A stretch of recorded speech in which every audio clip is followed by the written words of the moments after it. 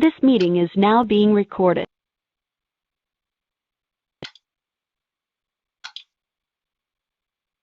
I'm going to turn on my webcam as well. Okay, hi everyone. Thank you for joining us. Before we begin, I would like to acknowledge that we're on the traditional Coast Salish land, includes the Tsleil-Waututh, the Squamish, Musqueam Nation. This series is brought to you by Farm to School BC, a healthy eating program administered by the Public Health Association of BC and supported by the Province of British Columbia and the Provincial Health Services Authority.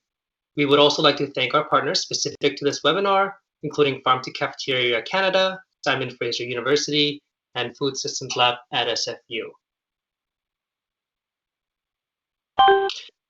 My name is Richard, and I will be your moderator today.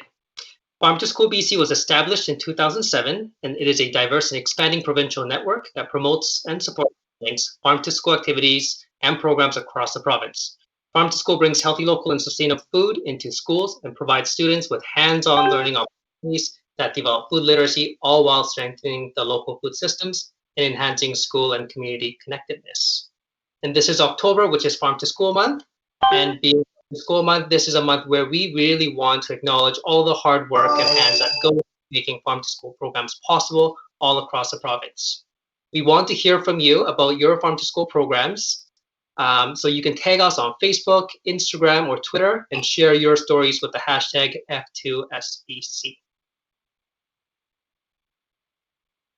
Thank you everyone for joining. I see that we have 21 guests on the line today, and I imagine that we may have another few more that will trickle in as the time goes on. This is the first of the many webinar series that we will hope to host throughout this school year.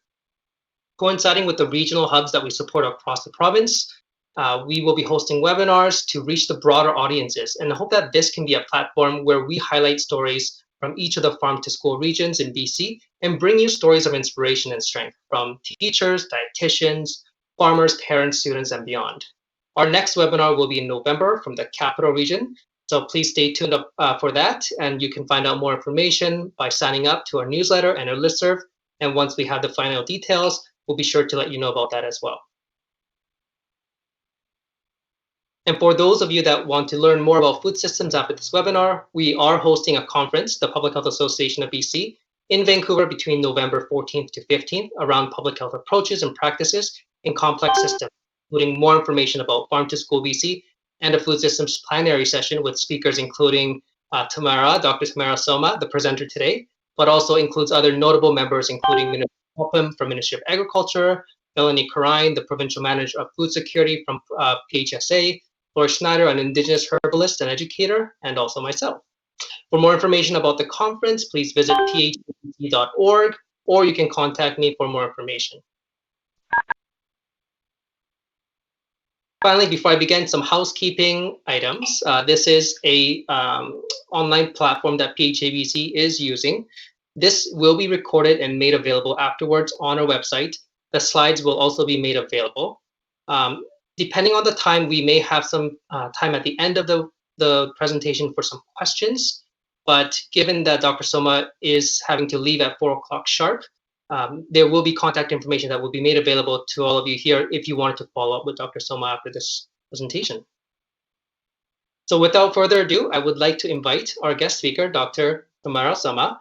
Dr. Tammara Soma is an assistant professor at the School of Resource and Environmental Management and the research director of the Food Systems Lab at Simon Fraser University. She's a committee member of the U.S. National Academies of Science on a systems approach to reduce consumer food waste, and her work has been featured on mainstream media such as Chatelaine Magazine, the Globe and Mail, Toronto Star, just to name a few. She has published on the topic of food systems planning and food waste in numerous academic journals, including International Journal of Planning Studies, Built Environment, Local Environment, and much more. So without further ado, I'd like to introduce our speaker, Dr. Tammara Soma. Thank you so much, Richard, and I hope everyone can hear me. So happy Farm to School Month, and also happy Stop Food Waste Day, which is today is actually Stop Food Waste Day. My presentation today is called Influencing the Influencers: How to Make Food Waste Reduction Go Viral. And I guess one of the things with the webinar format is that I can't really hear you because you've been muted, But one thing is that when I go through my presentation and if I ask a question, even if I can't hear you, feel free to put your answer in the chat, because then I can see that you're actually participating, and it will just make me so happy.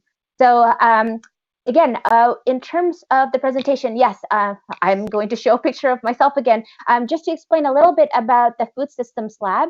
So the Food Systems Lab is a collaborative research hub that brings together diverse stakeholders across the food system to understand the root causes of food waste and work on effective, systematic, and just social outcomes. And the Food Systems Lab is based at SFU.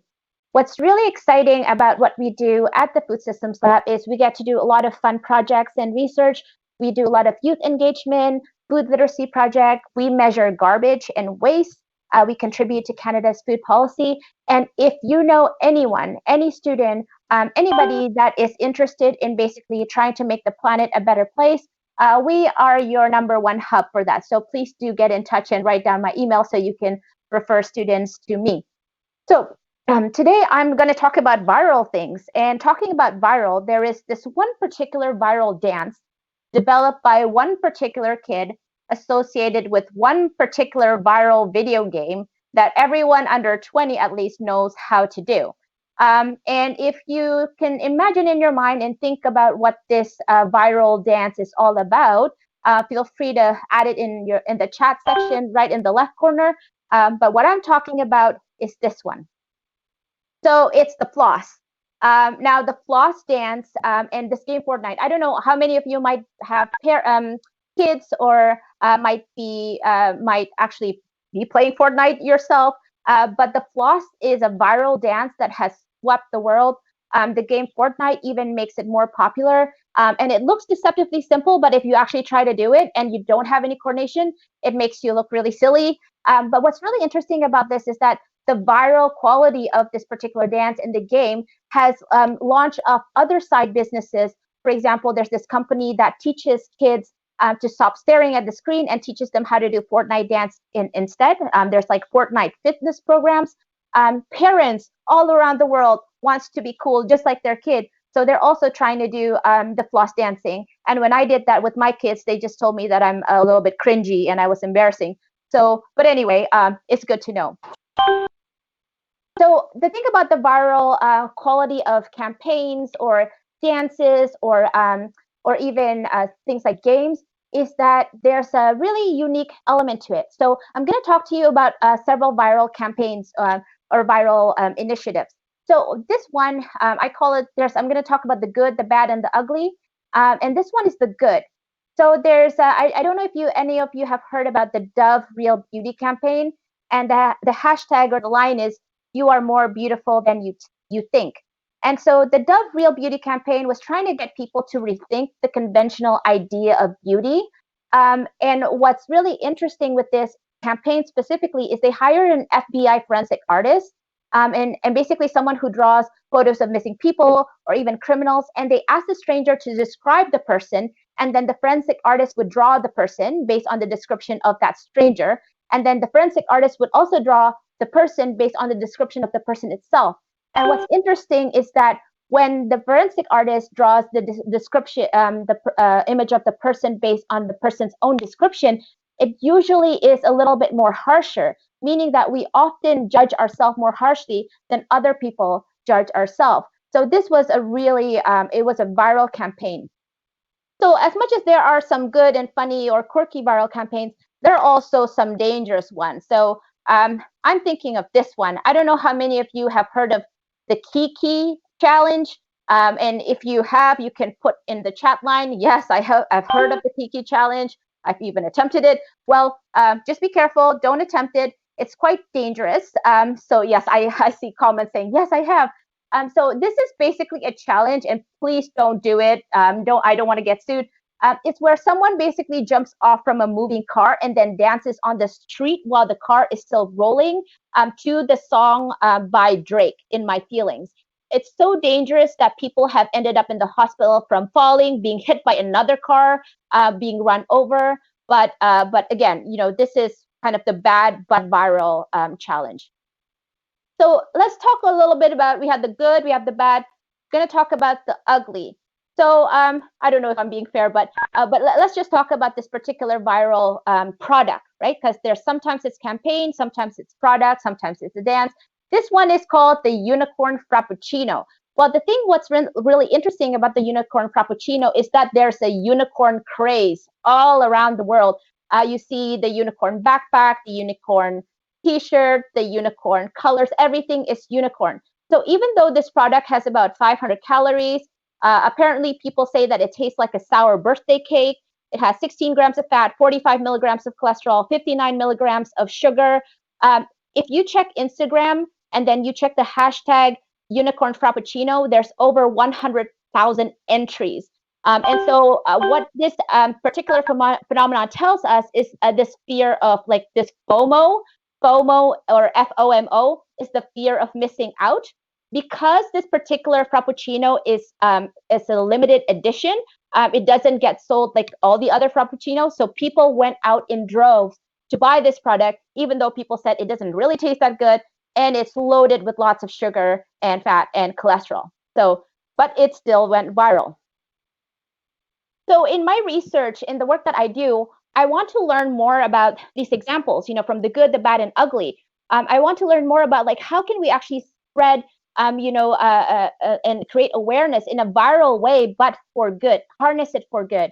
But also, how can we move from short-term fleeting interest? So like, a lot of the thing with the viral elements is that it's very short-term and fleeting. It doesn't necessarily create long-term sustainable impact. So how can we actually harness the viral quality, but at the same time maintain it to last long-term, especially with sustainability initiatives?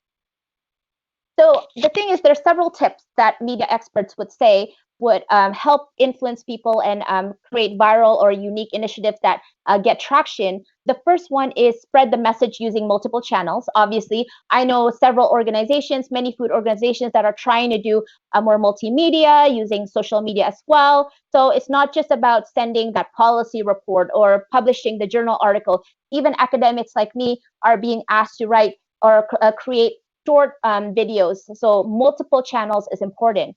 Another thing is to keep the message simple. So if you think about the hashtag, if you think about the Dove Real Beauty campaign, there's a message. You are more beautiful than you think, and the message is simple. Another thing that's important is also creating a sense of urgency. So Greta Thunberg, Greta does this very well with the environmental movement, with the climate change movement. So there's a sense of urgency. Our house is burning, but in the Frappuccino example, the urgency is that this is a limited edition. You can only have this in 2 weeks, and then after that, it's gone. So creating a sense of urgency is key. Another tip from media expert is that it's important for either the messaging or the campaign to be positive or funny or emotional. So that's very important. And then doing something unique or unusual. So from the Kiki challenge, you can see that it's very unique or unusual for someone to get out of the car while the car is still rolling and dance, with a Drake song. Not saying that we need to do that, but it would be interesting to find something that's unusual or unique that can spread the message, but still in a good way. Another thing is to create a viral loop. So getting 3 people to do it, and then who then gets 3 other people to do it. A lot of this happens with, for example, like challenges or petitions, like the ice bucket challenge. So when you tag someone and ask that person to do it, it's possible to harness this type of viral loop for the good, but you use this tool of like making sure that others do it as well and getting other people to do it. And then the final one in terms of tips from media experts is attracting celebrities. So if any of you know like food celebrities out there that can help support your cause, that's definitely a bonus point there. So I want to focus on food waste because again, that's my expertise, and also it's Stop Food Waste Day. So let's talk about this wicked problem. And by the way, when I talk about wicked problem, it's not like, hey, it's wicked, like it's a good thing, but it's such a complex problem with it's deep rooted and need to be addressed from many different angles. So I want to talk about the problem of food waste from the context and the scenario of the perfect storm. And if I'm talking about the perfect storm and you're thinking in your mind about the wonderful George Clooney, I'm not talking about that one. I'm talking about a more kind of bleak scenario. And if you were thinking about George Clooney, please feel free to put yes on the chat that you were thinking about him. But no, this is a scenario that is kind of been projected by a UK chief scientific advisor. So the scenario is called the perfect storm. And it's a scenario where there will be increasing food scarcity around the world, coupled by increasing water scarcity, and also energy instability, which will lead to more conflicts and riots and tension, which will lead to more mass migration and a refugee crisis, which according to Beddington will lead to a massive global war. And this scenario is absolutely frightening. And in the beginning, I thought that this was just, kind of a science fiction story here. But in fact, again, I wanted to mention that this perfect storm scenario was put forward by Professor John Beddington, again, who is the chief scientific advisor of the UK government. And what he's saying is that, listen, by 2030, we need to produce 50% more food. We will need 50% more energy and 30% more water to feed 9 billion people. And if we don't do that, the world will face this perfect storm of problems, just like the one that I mentioned. But as a food waste scholar, when I saw this, I just said, wait a minute. Okay, let's pause here for a second. It's interesting because we have this interesting contradiction. It's like a paradox. So actually, to be honest, we currently grow enough food to feed 10 to 12 billion people already, right now, and we have a population of about 7 billion. So we're not at even 9 billion yet. So in reality, we're actually overproducing. In addition, between 30 to 50% of food is actually wasted globally per year to the tune of $1 trillion. This is massive, $1 trillion. In Canada, the number is $49 billion wasted, while 1 in Canadian families are food insecure. So here there's a bit of a mismatch, right? There's overproduction and there's food waste, and there's also poverty and food insecurity. One thing that I also want to mention is that, when we talk about the $49 billion number, is that waste in one country impacts other countries. So just an example, in UK, 1.4 million bananas get thrown out every single day, and 1 in 3 people throw out bananas if it has a bruise or a mark in the skin. So doesn't matter what the content is, just even a little bruise or a mark on the skin means that 1 in 3 people throw it out. And 1 in 10 customers discard the fruit if there is any green on the skin. Now, I'm sure all of the 36 people listening who are very, very smart know that if there's green on the skin of the banana, it means that it's not fully ripe yet.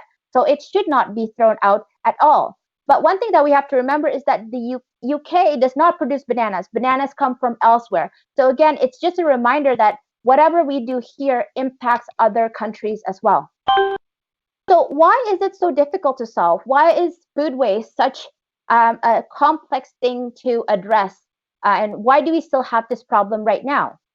So I want to play a game with you, and so you probably can contribute in the chat section. I'm gonna share this game called "Is it food or is it waste?" And I'm gonna explain the definition first, okay? So if you've ever read or heard anything about food loss, okay, food loss is the term for waste that happens at the production stage, so at the farm level. So when food waste happens at the production stage, it's called food loss. And then when people say food waste, that's basically waste that actually happens at the consumption stage. So anywhere from retail all the way to the consumers, like to us. And then there's another term called avoidable food waste. Avoidable food waste is food that was at one point edible. For example, you bought too much food, you bought a whole loaf of bread, and then you only ate half. So the bread went bad or moldy. So that's called avoidable food waste because it could have been avoided. And then there's another thing called potentially avoidable food waste. And this is usually cultural. So it's food that's consumed by some people, but not necessarily by others. So an example would be offals, so the organs of animals. Some cultures it might be common to eat that, and then other cultures, no. And then non-avoidable food waste are food waste or organic waste that under normal circumstances would not be edible. So if you ever eat an avocado, you know that the seed of it is really hard and it's generally not edible at all. So that's called non-avoidable. So food loss, food waste, avoidable food waste, potentially avoidable food waste, and non-avoidable food waste. So here, let's talk about this. This is cauliflower at the farm that basically was wasted because it didn't meet aesthetic standards. So this would be called, and I'm going to wait a second, and then one of you can plop in the answer, and then I'll just answer it. Food loss, perfect, getting 1 point. The next one, this one is basically hummus. That's perfectly good, but the thing is, it's 3 days before the best before date, or like several days before the best before date, and it was just chucked. So if this was the case, what would this waste be? Is it avoidable, potentially avoidable, non-avoidable? I'm just gonna avoidable. Perfect. Oh, so smart. Everyone's so smart. Okay, so how about this one? This is potato peel. So you have a potato, you peel off the skin. Is this avoidable or potentially avoidable or non-avoidable? Okay, potentially avoidable. I see someone saying that. Yeah, I guess it's potentially avoidable because some people do that and some people don't. But technically, when I do a waste audit, this would be in the avoidable category because it is edible, definitely, and also it's very, very nutritious. Now, how about this one? This is an eggshell. Eggshells are, is it avoidable, non-avoidable, potentially avoidable? I'm just waiting for a little bit of answers. So I think most people don't eat eggshell. Non-avoidable. Okay, yes, that is definitely the answer. It's not avoidable. Although I know some people that are super creative and then they do crush the egg and add it to their like flour to add some calcium. So that's definitely possible. And then this last one. So to eat or not to eat. Fish head. Fish head is it something to eat or not to eat? Okay, it's potentially avoidable. Yes. So some cultures eat it. They make it into delicious fish stew, fish soup, and then other cultures are maybe a little bit more scared of the fish staring back at them. But again, this just goes to show why it's so complex. Because the definition is not so clear cut. So how can we address this problem and how can we influence others to join? So let's talk about it. The one thing that is popular in the realm of food waste is this thing called awareness campaign. Awareness campaign is used by World Wildlife Fund, it's used by many NGOs, and the idea of this particular initiative is, oh, and I saw someone saying that fish head is yummy. Yes, it is that basically if you have a campaign and you inform people, they can try to change their behavior. So for example, with this particular image, there's the basically Amazon, and it's showing that the Amazon is, or the forest or the trees are the lungs of the earth. And if you cut it or burn it down, then you're basically affecting your ability to breathe. You know, you're reducing oxygen. So it's a very powerful image. Another one, World Wildlife Fund, well, with the tuna fish asking, would you care more if I was a panda? Again, this is some interesting and creative ways to try to motivate people to change their behavior and their practice. Food waste is no different to, it's no stranger to awareness campaign. Historically, there's been many food waste campaigns, especially during the war. Although I would say that the theme of these food waste campaigns were more about morality and ethics and patriotism. But this is different in contemporary food waste initiative. So here are some innovative and quirky food waste ads from the Love Food. There's Love Food Hate Waste Canada, which is very interesting. They do a lot of food waste initiative campaigns. But this one, the one in the bottom with all of the different pictures, is from Love Food Hate Waste UK, which is different than Canada, but is still within the same kind of broader umbrella. So the idea is that if you look like a particular food, whether or not you look like a chicken, a broccoli, a potato, or an apple, then you should not waste these particular foods. So the food waste initiatives now are a little bit more funny and quirky. And I decided that I deserve my own ad. And so there I am. Of course, I like the spotlight. And for me, I am a wrap lover because I love wraps. I love burritos. I love egg rolls, anything wrapped. And I kind of look like one too. So I put there, wrap lovers hate waste. So what's really interesting about the food waste initiatives nowadays is that it's not about moralizing. It just tries to kind of make things a little bit light and positive. There's also the ugly fruit and vegetable campaign. That was a big one that went viral. It actually started in France, and then this ugly fruit and vegetable movement went all around the world, as you probably know about. But the thing about food waste awareness campaign, or even any informational campaign, is that there's this thing called the value action gap. So the value action gap is this gap between people's awareness and what they say and what they know with people's action and what they actually do. And I think it's really important to understand this limitation in this value action gap, because just because someone's educated or informed or knows about something, it doesn't mean that they actually have the ability to actually perform that action. If the structures, if the infrastructure is not there, if the system doesn't help them go towards better behavior, or like still helps them to overconsume, it's going to be hard for them to translate their awareness and information into actual action. So what I do at SFU and with my research, especially as a land use planner, is that I try to look into how systems and structures can actually be coupled with the information and pedagogy and awareness and education, so that it can be combined together to make sure that when you actually educate people on composting, there's actually a good running composting system for them to use, right? So it's about coupling the two together. And that's where you come, you bring the influencer side, and then you add the structural side to make sure that it's longer term and more lasting. So I want to put out a plea to all of you, to all of the different 36 guests. Please, we need you in this effort to stop the massive amount of food being wasted. And I want us to kind of think about the youth movement and the fact that they have been so successful because they have combined that sense of urgency, the humor, the human connection, and again, it's if you can look at the different posters, keep Earth clean. It's not beep Uranus, and there's also act local, but impact global. There's no planet B. Youth know how to influence and how to get things viral. Now we need to help with the supporting and the structural environment to make sure that this message it's not just it's actually translated into action. So I want to share with you some resources. I've been part of a group that actually helped develop what is called the Food Matters Action Kit. And you can find it on www.cec.org/Food Matters Action Kit. And so what we did when we developed this kit is we worked with youth stakeholders across North America. So we worked with youth in Mexico, in the US, and in Canada to develop this action kit to create a youth movement that will help us address food waste, not just change awareness and improve awareness, but actually move and do things and get things done. So I want to give you some examples. We have different worksheets. We have different activities, about over 60 activities, ranging from youth 5 years old all the way to university students at 25 years old. We have badges, we have online profile. You actually will see the profile of my students there on the website. And there's tons and tons of great activities, and I hope you will look through them. And you can download it for free and then just print them out and then do it in class.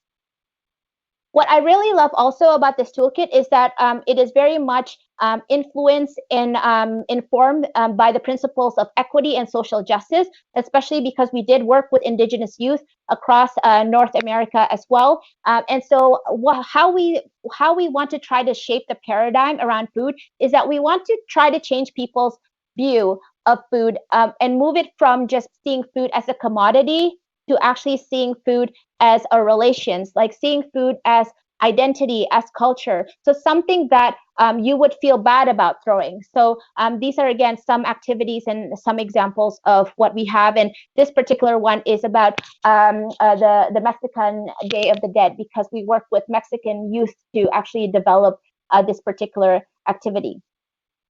So one thing that I want to leave all of you with is this beautiful, beautiful quote from Martinez, who is the director of Earth Guardians, and I'm sorry I can't pronounce the first name. We eat 3 meals a day, and every single one of those is an opportunity to make a choice for or against our future, for or against a healthy climate. And he's an Indigenous youth and the leader of the director of Earth Guardians. So we are all eaters, and we all have a role to play in this. So it's 3:59, 4 o'clock. I'm sorry I don't have the time and opportunity to engage with you in the question right now, but what I want you to have is my contact. So my contact is there, Tammara_Soma@sfu.ca, and I have 2 M's in my name. If you want to check what we're doing on our website, you can check foodsystemslab.ca.